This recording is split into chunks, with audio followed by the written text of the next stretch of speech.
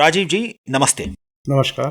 राजीव जी, आपकी अपनी एक सेमी बिजनेस ऑर्गेनाइजेशन कहूँ शायद, या सोशल एंटरप्राइज न्यासा, उसके काम के अंतर्गत आप बीजो गमन के नाम से एक यात्रा आपने दिल्ली से शुरू करके आप दक्षिण में हैदराबाद तक आए हैं और उससे भी आगे कुछ गए होंगे और फिर आप वापस दिल्ली जा रहे हैं। तो इस 13-14 दिन की यात्रा बीजो गमन, इस यात्रा को आप क्यों कर रहे हैं, इसका क्या उद्देश्य है, इसके बारे में कुछ आप पहले बताएं तो बाकी बातें हम कर सकते हैं। बिल्कुल बिल्कुल, मैं बताने की कोशिश करूंगा। ये जो न्यासा है वो एक तरह का हमारा एक छोटा इनिशिएटिव करने की कोशिश की। हमारे कुछ मैं हूं और मेरे कुछ और दोस्त हैं जो इसी एरिया में कार्यरत हैं काफ़ी सालों से।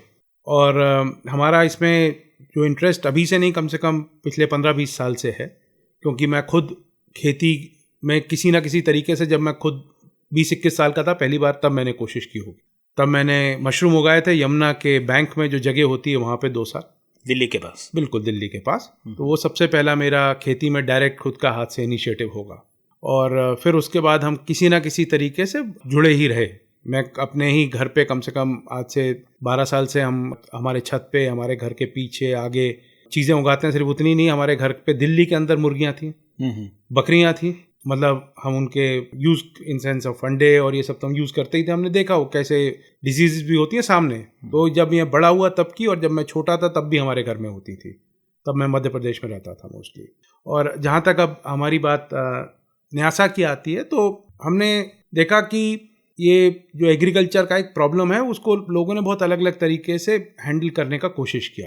और हमें लगा एक हमेशा एक झगड़ा सा बना रहता है कि जो हमारा खाना उगाता है उसको लगता है कि वो उगा के उसको जो अंदर सेटिस्फैक्शन आता है वो आता नहीं है। उसका जीवन चलाना उसे बड़ा भारी पड़ता है उसमें, क्योंकि उसकी ना कमाई बहुत अच्छी है और ना उस पेशे के लिए जो आदर होना चाहिए वो नहीं है। बिल्कुल, दोनों ही चीज़ें नहीं है, ना आदर है ना कमाई है।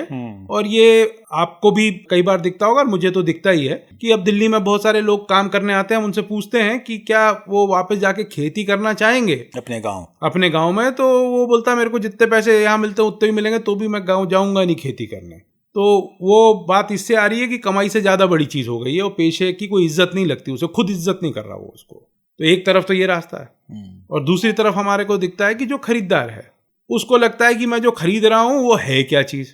वो अगर ज़्यादा पैसे देने को भी राजी होता है तो उसे लगता है कि मैं जो खरीद रहा हूँ सिर्फ ज़्यादा पैसे दे रहा हूँ, क्या उससे मैं अच्छा खाना खरीद रहा हूँ या वही खरीद रहा हूँ। तो उसकी तरफ दूसरी कहानी होती है।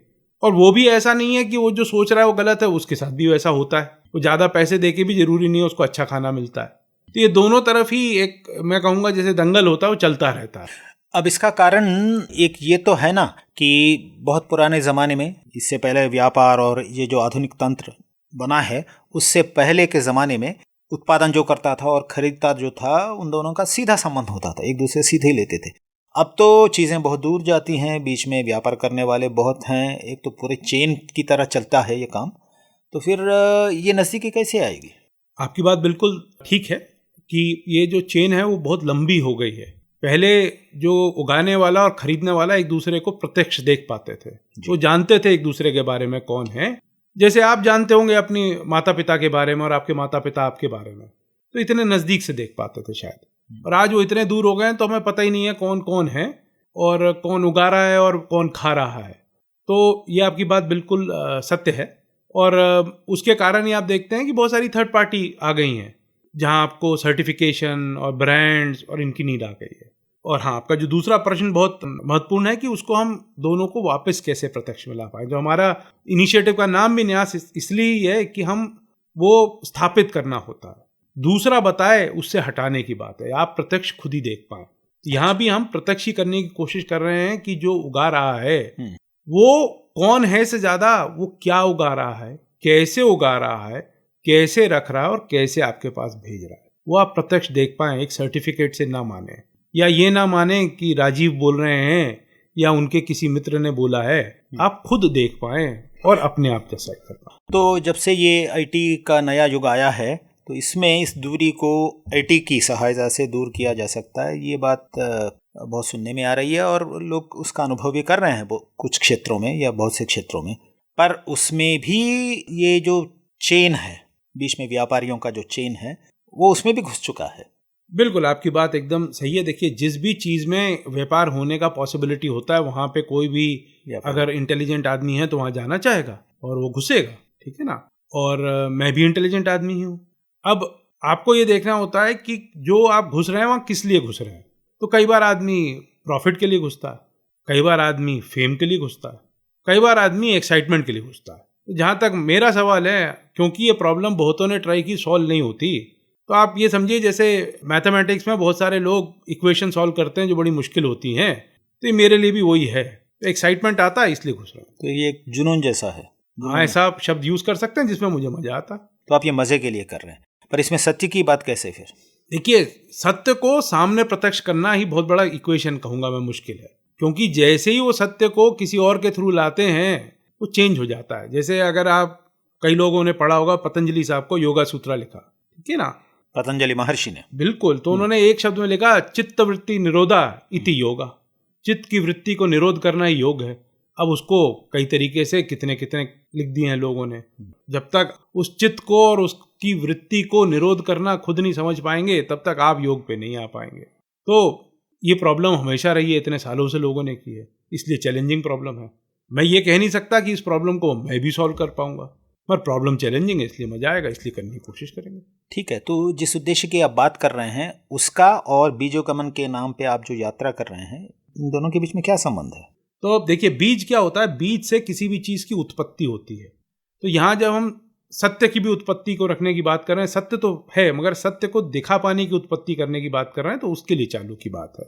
और हमने कहा अगर हमें उसको प्रत्यक्ष करना है तो जिनका सत्य हम सामने रखना चाहेंगे, जब तक हम उनसे प्रत्यक्ष में नहीं मिलेंगे तो हम उसको भी कैसे सामने रख सकते हैं? तो जो चीज़ दूसरों के सामने रखने की बात कर रहे हैं, पहले खुद के सामने तो आनी चाहिए। तो इसलिए यहाँ से इस चीज़ की बात हुई, क्योंकि इसका हम दक्षिण में ही काम करने की कोशिश इसलिए कर रहे थे क्योंकि हमारे जो बाकी मित्र हैं जो इसमें 15-20 साल से लगे हुए हैं, वो दक्षिण से ही हैं, तेलंगाना से हैं।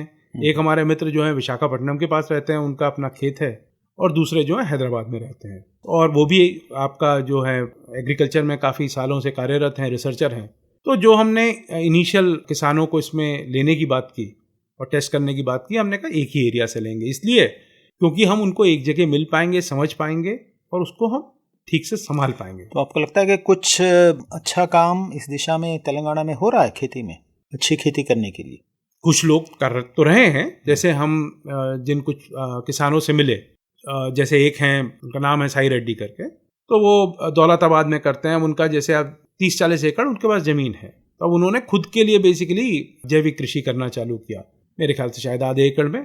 तो उनका एक वहाँ पे नॉन प्रॉफिट है वासन करके, तो उनके साथ मिले, तो वो मगर उसको शायद आधे एकड़ से बढ़ा के 2 एकड़ कर पाए। अब मेरी उनसे बात हुई तो उनका बात यह है कि जितना मैं इसमें कमाता हूँ उतना ही मैं नॉर्मल कन्वेंशनल खेती में कमाता हूँ। अच्छा।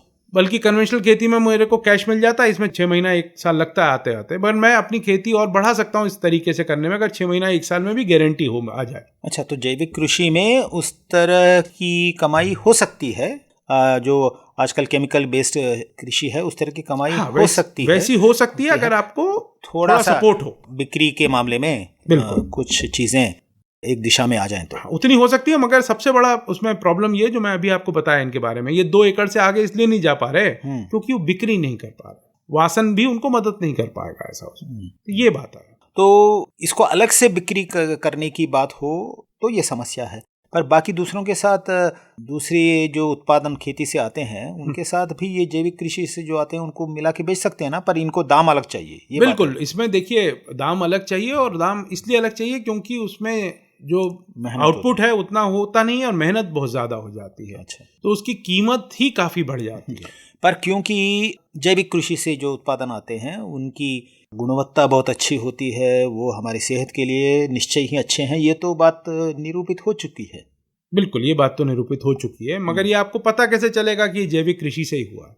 अच्छा, ये इसका उत्पादन, बिल्कुल, ये सचमुच ही आपको नहीं मिले साई रेड्डी से, आपको तो नहीं मालूम वो क्या करते। तो इसमें जो सर्टिफिकेशन की बात होती है वो बहुत महंगी है, वो उस प्रोसेस में जाके सर्टिफिकेट लेना, इसलिए किसानों पे ही छोड़ दिया गया है कि वो खुद ही सर्टिफाई करने, ऐसी कुछ व्यवस्था है ना हमारे देश में? वो भी है जो आप बिल्कुल बोल रहे हैं, पार्टिसिपेटरी गारंटी प्रोग्राम, या दूसरे भी हैं, मगर आप उसमें भी देखिए होता क्या है कि आपको लगता है कि किसान अगर उसे पैसा कमाना है तो वो कुछ और नहीं कर सकता तरीका, सर्टिफिकेशन एजेंसी कितना उसको चेक करेगी, ठीक है ना। आप 2 बार ऑडिट करेंगे, उसके बीच में नहीं हो सकता। तो फिर ये ऑनेस्टी और सत्य की बात हो गई। बिल्कुल ऑनेस्टी और सत्य की बात हो गई। आप सिर्फ पेपर से, आप में से कई लोगों ने देखा होगा ISO होता है तो खरीदा भी जा सकता है। ऐसे बहुत सारे सर्टिफिकेट खरीदे जा सकते हैं। उसमें मैं नई चीज नहीं बता रहा हूँ, शायद लोग नहीं बोलते होंगे, पर ऐसा होता है। तो इन सब पे किसी पे भी विश्वास करना, इसमें बहुत परेशानी है। और सर्टिफिकेट है इसका मतलब नहीं कि वो सच है। तो फिर इसमें आपका किस तरह का हस्तक्षेप हो सकता है? हमारा हस्तक्षेप ये है कि हम तो अपना हाथ उसमें सीधा लगाना ही नहीं चाहते। हम तो ये कर रहे हैं कि अगर आप जो भी तरीके से खेती कर रहे हैं उसका सिर्फ हम डेटा इकट्ठा करेंगे आपसे ही, और जिससे कि वो डेटा हमारे पास सीधा आ पाए, जिसमें वो जो डेटा ले भी रहा है वो भी उसको छू ना पाए। तो जैसे एक सिंपल सा तरीका हम बता रहे हैं डेटा लेने का। जैसे आप कोई बोल रहा है कि मैंने अपने खेत पे, आपका पैडी का खेत है उसमें वीड लगे हैं, उसको वो बोल रहा है मैंने हाथ से निकाले, हर्बिसाइड नहीं डाला, वीडीसाइड। मैं हमारा कहना है कि जब आप एक्टिविटी करने जा रहे हैं उसके पहले एक फोटो ले लेंगे उस जगह की, और जब कर ली तब ले लेंगे। अब अगर आप स्प्रे करके आएंगे तो वहाँ वीड भरा हुआ दिखेगा ना, और आपने हाथ से निकाला होगा तो वहाँ से वीड निकला हुआ होगा और थोड़ी जमीन हिली हुई दिखेगी। ठीक है, आजकल IT में जिस तरह की संसाधन हैं तो उसमें झूठ बोला भी नहीं जा सकता, ये मुश्किल है। काफ़ी मुश्किल बढ़ेगा। झूठ तो आप बोल ही सकते हैं, आप जितने इंटेलिजेंट हैं, मगर उसमें हमें ये देखना पड़ता है कि झूठ बोलने की कीमत अगर सच की कीमत से ज़्यादा हो रही है तो आप झूठ नहीं बोलेंगे। तो हम इसलिए नहीं कह रहे कि आप झूठ नहीं बोलेंगे कि आप अच्छे आदमी हैं, हम ये कह रहे हैं कि आप झूठ इसलिए नहीं बोलेंगे क्योंकि आप अक्लमंद आदमी हैं। क्योंकि सच बोलना आपके फ़ायदे में हो सकता है। हाँ, आपके लिए इकोनॉमिक फ़ायदे में है, तो इसलिए नहीं बोलेंगे। तो ठीक है, ये तो बहुत समझदारी के साथ आप इस दिशा में जा रहे हैं, ये तो आपकी सोच है, पर इसको वास्तव में कैसे इम्प्लीमेंट कर पाएंगे आप? देखिए, अभी मैं कहूँगा कि सब कुछ हमने सोच लिया, कैसे कर पाएंगे नहीं। हाँ, कुछ इनिशियल स्टेप्स जो सोचे हैं वो जरूर मैं आपके साथ। तो आप क्या करने जा रहे हैं? हम कुछ ऐसे 3-4-5 किसान इकट्ठा करना चाह रहे हैं। 3-4-5 इसलिए क्योंकि हम उन्हें सपोर्ट कर सकते हैं, और 3-4-5 इसलिए नहीं क्योंकि हमें कुछ डाइवर्सिटी चाहिए। तो हम जैसे अभी आपको एग्जांपल दिया कि हम एक कोई एप्लीकेशन बनाना चाहेंगे जिससे हर एक्टिविटी को बिफोर आफ्टर हम रखना चाहेंगे। एक ऐप रहेगा, बिल्कुल, और वो किसान के ही मोबाइल फोन से चलेगा, और वही उसके बिफोर आफ्टर रखेगा, और पीछे से हमारे मशीन लर्निंग के सिस्टम्स होंगे जो उसको मैच कर पाएंगे हुआ क्या, और बता पाएंगे कि भाई यहाँ पे हाथ से आपने वीड नहीं निकाला है, वो आपने स्प्रे मारा है, या आपका ये जो ग्रेन है आप जो कह रहे हो जहाँ रखा है वहां से हिलाया है आपने अभी, और अब जो बीच में तो जो किसान की सच्चाई है, किसान के काम करने की तरीके की सच्चाई, उसको आप सत्यापित कर पाए, सर्टिफाई कर पाए। बिल्कुल, हम सर्टिफाई नहीं, हम सत्य दिखा देंगे। हम सर्टिफाई कुछ नहीं करेंगे, हम दिखाएंगे सामने, और ये दिख रहा है, हमने कुछ उसमें हमारे हाथ में भी नहीं होगा। ठीक है, तो देखने से ही समझ लेंगे लोग। हाँ, तो जैसे अगर आपने एक और चीज लोगों ने कुछ ने सुनी होगी, ब्लॉकचेन की बात है, जो पब्लिक लेजर कहलाता है। पब्लिक लेजर क्यों होता है कि सबके सामने ही लेजर है वो, अगर मैं कुछ भी हिलाऊंगा तो हिलाते हुए भी सामने नजर आएगा। तो ये सारा डेटा जो है हम पब्लिक लेजर में ही डालेंगे। तो अगर हमारी भी इच्छा हुई या किसी की भी इच्छा हुई, अगर हम हिलाएंगे तो सामने नजर आएगा आपको। तो मेरे बोलने का बात नहीं, आप खुद ही चेक कर सकते हैं क्या हुआ। तो ये ऐप आप कब बनाने वाले हैं, और अभी जो आप यात्रा कर रहे हैं इससे आपके ऐप को किस तरह से आप उसको बनाएंगे, या उसकी जो परिकल्पना है उसके बारे में क्या यहाँ इस यात्रा से कुछ सहायता मिल रही है आपको? हाँ, ये यात्रा में देखिए 3 चीजें हैं उस चीज को बनाने के लिए। एक तो ये ढूंढना कि हम किनको ऑन बोर्ड करेंगे, दूसरा ये समझना कि उनका आज काम करने का तरीका कैसा है। एक अप्रोच होती है टॉप डाउन, ऊपर से मैं सोच के कुछ कर दूं तो वो नीचे चल नहीं पाएगी शायद, तो मुझे उनसे बात करना भी बहुत जरूरी है कि कैसे करेंगे। फिर एक करंट सिस्टम होता है जिसको मैं ऐसा नहीं कह सकता मैं सिस्टम निकाल के फेंक दूंगा। तो जो लोग उनके साथ काम कर रहे हैं, जैसे हम 2 लोगों से मिले, वासन एक और CSA हैं, तो वो लोग काम कर रहे हैं, उनको हम कैसे इसमें इन्वॉल्व कर पाए जिससे कि वो चीज़ पे सपोर्ट, हमें हैंड होल्डिंग भी तो चाहिए इनके साथ ये चलाते हुए, तो वो हैंड होल्ड कर पाए, तो उनसे भी हमें रिलेशनशिप चाहिए, तो उनके यहाँ भी हम लोगों से मिल के आए। तो जैसे आप यात्रा में बोल रहे हैं किनको ऑन बोर्ड करना, किन के साथ हम ग्राउंड पे काम करेंगे, ये 2 बातचीत करना। तीसरा, वो लोग क्या चला पाएंगे, इसके डिस्कशन करने के लिए हम भी एक ट्रस्ट को सेट कर रहे हैं उनके साथ, और उसको हमारा एक्सपेक्टेशन है कि हम महीने 2 महीने में कुछ एक खाका बना पाएंगे कि क्या चल सकता है, और फिर हम कुछ एक इनिशियल एप्लीकेशन बना के डाल लेंगे, धीरे धीरे राउंड होगा। मुझे नहीं लगता कि हमारे को 1 साल से कुछ कम समय लगेगा जब हम कुछ दिखाने की स्टेज पे आ पाए। ठीक है, अब आपने ये सब बातें बताई हैं, आप किस दृष्टि से ये काम करना चाहते हैं, पर इसके नेपथ्य में जो असली बात है वो खेती के बारे में है, जिस तरह की संकट की स्थिति में या जिस तरह की मुश्किल की स्थिति में खेती करना है, वो चाहे जैविक कृषि हो या फिर केमिकल आधारित, रसायन आधारित कृषि हो, खेती फायदेमंद नहीं रही, जैसे उसके बारे में हमने बात की थी। और ना खेती के पेशे को आज कोई बहुत मूल्य देता है, भाव कोई नहीं देता। और आपको लगता है कि ये दोनों बदलना चाहिए? हाँ, कि अब खेती के पेशे में जो आपने दोनों बात की उसको कोई भाव नहीं देता है और उसमें पैसा भी नहीं है। दोनों ही बातें मेरे ख्याल से सही हैं, ऐसा है। ऐसी स्थिति रहना बिल्कुल बेमतलब स्थिति है, ये नहीं लगता आपको? हाँ, तो ये किसी के लिए भी फायदेमंद नहीं है। हाँ। मैं ये कहूंगा जो खाने वाला है उसके लिए भी फायदेमंद नहीं है, क्योंकि आप जो खा रहे हैं वो आपके शरीर पे लगता है। और अगर आप अपने आप को अच्छा रखना चाहते हैं, क्योंकि शरीर जो है एक तरीके से हम पढ़ेंगे हमारा टेम्पल है, मंदिर है, तो हमारे अपने स्वार्थ की ही बात की जाए, हमारे रूट लेवल पे या आधार लेवल पर जो हमारे अपने प्रथम स्वार्थ की ही बात की जाए, तो हमें अपने खाने के बारे में सोचना चाहिए और हमको अच्छा खाना चाहिए। और उसी में परेशानी आ गई है और उसका फल भी बहुत से लोग जो बाधित हैं, मतलब जिनको अच्छा खाना ना मिलने से जिन्होंने उसकी परेशानी को भुगत रहे हैं या फिर अच्छा खाना चाहते हैं, क्योंकि सेहत पर उसका असर पड़ रहा है, हमारे व्यवहार पर, लोगों के दिल और दिमाग पर भी उसका बहुत असर पड़ रहा है और ये सभी लोग किसी न किसी स्तर पर भुगत रहे हैं और वो परेशानी बढ़ती जा रही है। और क्योंकि हम सब लोग खेती से दूर हो चुके हैं, उनकी संख्या बढ़ती जा रही है, तो फिर यहाँ एक परेशानी है कि हमको अच्छा खाना चाहिए बहुत से लोगों को और वो पाना चाहते हैं, पर कहाँ मिलेगा ये बात ठीक से उसके बारे में समाचार नहीं है। और बहुत कुछ लोग अच्छी खेती करना चाहते हैं और अच्छे प्रमाण पर खेती करना चाहते हैं, मतलब अपनी ज़मीन को वो स्वस्थ बनाना चाहते हैं और लोगों को भी स्वस्थ खाना देना चाहते हैं। उस तरह की खेती करते हुए कमाना उनके लिए बहुत मुश्किल हो रहा है। तो जो जिस तरह की संकट स्थिति में या क्राइसिस में खेती है, उसी के अंदर हम उसी माहौल में फिर अच्छी स्वास्थ्य युक्त खेती, जैविक कृषि, उसकी भी बात कर रहे हैं। तो ये वैसे ही माहौल बहुत गड़बड़ है, तो इसमें कुछ सत्य स्थापित करने के लिए आप कोशिश कर रहे हैं। जी बिल्कुल। तो और इसकी ज़रूरत आपको बहुत महसूस होती है, पर इसके पीछे आपका जो अनुभव है, इतनी दूर आकर इस तरह के सत्य को स्थापित करने की ज़रूरत महसूस करना और उसके लिए एक तंत्र हम निकाल सकते हैं, ये इस आश्वासन से आप बढ़ रहे हैं। तो आपका 20-30 साल से जो खेती के साथ अनुभव रहा है या किसानों के साथ अनुभव रहा है, उस बदलते माहौल के बारे में एक टिप्पणी जैसी संक्षेप में करें आप। हाँ, तो देखिए, मेरा जो अनुभव रहा है, मेरे को कोई भी किसान के वैसे भी कोई आदमी नहीं मिलता जो अपने आप में कुछ गलत करने की इच्छा से चालू होता है। ज़्यादातर वो अपने जो आजू बाजू एक परिवेश होता है उसमें अपने आप को फंसा हुआ पाता है और वो करने पे वैसा मजबूर हो जाता है। अब मैं कृषि के हिसाब से भी अगर बोलूँ तो जो उगाने वाला है, मुझे कोई ऐसा ही चुनिंदा कोई आदमी मिला होगा उगाने वाला जो इच्छा से गलत करना चाहता है, या तो उसको समझ में नहीं आता और कोई तरीका, उसके पास उस चीज़ के बारे में ज्ञान नहीं होता, या वो अपने आप को फंसा हुआ पाता है इसलिए वैसा कर।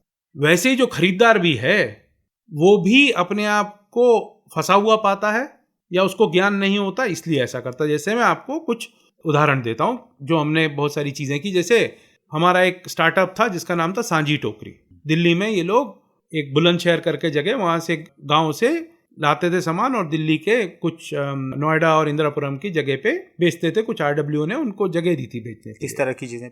ज़्यादातर सब्जियां थी, सब्जियों पे ही काम करते थे। और वहाँ से इसलिए लाते थे कि दिल्ली में यमुना और गंगा दो नदियाँ बेल्ट एरिया है। यमुना काफ़ी ज़्यादा पोल्यूटेड है और सब्जियों में सबसे बड़ा अंश पानी का आता है और गंगा उस हिसाब से काफ़ी क्लीन है।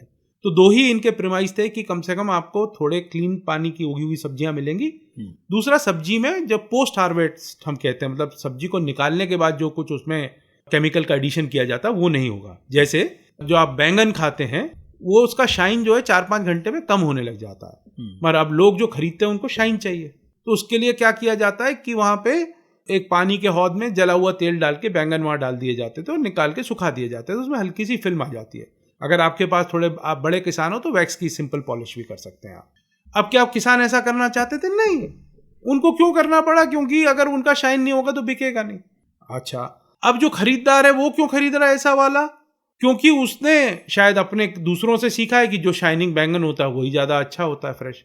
मगर वो ये भूल गया कि उसके पास तो बैंगन सीधा नहीं आ रहा खेत से, वो तो आएगा तो उसके पीछे तो 24 घंटे का गैप है शायद, तो शाइनिंग कैसे रहेगा, वो भूल गया है। और जिस तरीके से या जिन चीज़ों को इस्तेमाल करते हुए ये चमक लाई जा रही है वो सेहत के लिए अच्छी भी नहीं है। बिल्कुल, आप जला हुआ तेल खाना चाहें तो मैं कह नहीं सकता, या वैक्स खाना चाहें जो पैलेटेबल नहीं है तो मैं उसके बारे में कह नहीं सकता। मगर मैं आपको ये जरूर बता सकता हूँ कि जब हमने किया तो हमने वो कियोस्क बनाया, हमने एक कॉस्मेटिक किट बनाने की भी कोशिश की। तो अब आप रख देंगे, सुनने में तो अच्छा लगता है, आपको भी लग रहा है, आप शायद सुनने वालों को भी अच्छा लगेगा। कोई किसान आएगा भी वहाँ पे खरीदार तो बोलेंगे ये क्या है, तो बोलेंगे कॉस्मेटिक किट है। बनाना एक बार में तो अच्छा लगे, मगर बार बार बता के बोर हो जाता है आदमी। किसी हमारे कियोस्क पे भी खड़ा है वो भी बोर हो जाता है, बताना बंद हो जाता है। उसकी भी एक कॉस्ट आती है बताने की, ज्ञान देने की भी कॉस्ट आती है, तो हो नहीं पाता इसलिए जो हम बता रहे हैं। तो इसलिए आपको कन्वीनियंस एक बहुत बड़ा इशू है, उसको लाने की बात होती है। और जो ये न्यासा में जो भी हम कर रहे हैं, जो आप बोले हम सत्य को स्थापित कर रहे हैं, तो हम ये उसको कन्वीनियंट बनाने की भी कोशिश कर रहे हैं कि जो हम बीच में नहीं आएंगे। जब मैंने मशीन लर्निंग की बात की, हम बीच में बैठा के हाथ से कार्य नहीं करेंगे इस चीज़ पे, मशीन उसको कंपेयर करके बता देगा, आप खुद डिसाइड करेंगे, हम आपको ज्ञान नहीं देंगे अच्छा या बुरा।